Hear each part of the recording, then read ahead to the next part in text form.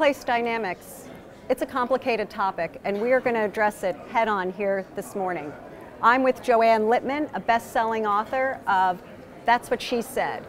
It's a book about closing the gender divide in the workplace and how important it is for men to be part of the conversation. Joanne, tell us about your book.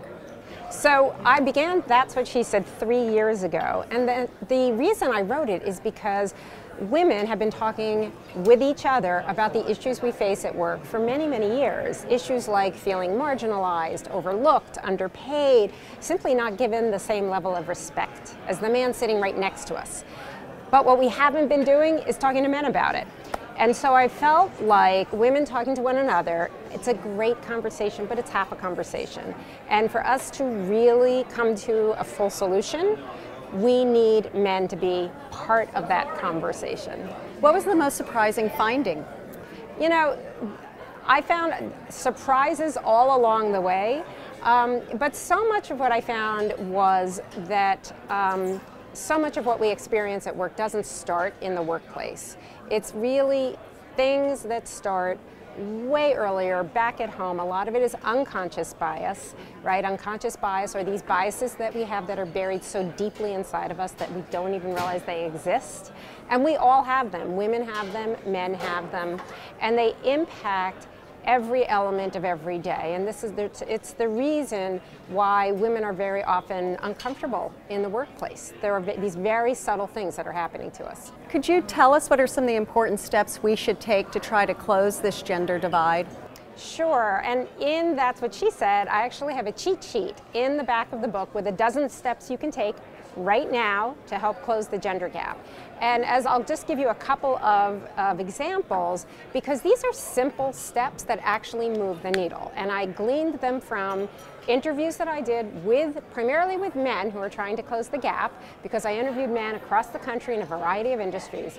And they came up with these strategies. So for example, women, the research tells us, are interrupted 3 times more frequently than men. And in fact, there was a study done of the Supreme Court of the United States that found that female Supreme Court justices are interrupted 3 times more frequently than male Supreme Court justices. So a couple of the men who I spoke with who are managers came up with a solution, which is a no interruptions rule in meetings.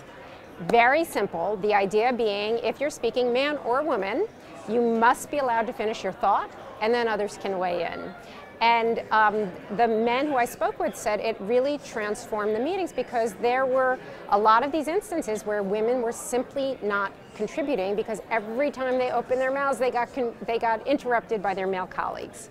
That's actually a great strategy. I think we all should talk to our employers about maybe a no interruption rule. Absolutely, and I do feel that anyone, it doesn't have to be the boss, anyone should feel empowered in a meeting to say, oh, wait a second, Diane was speaking, I would love to hear her finish, right? It's not impolite, and it gives the floor back to the person who was interrupted.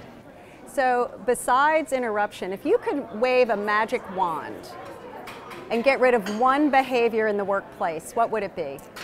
You know, the overarching element here is respect. There is an enormous respect gap between men and women, and it's not our imagination. There's research that shows that if you put a man and a woman in exactly the same job with the same title, the man has more power, more influence, and gets more respect than the woman in exactly the same job.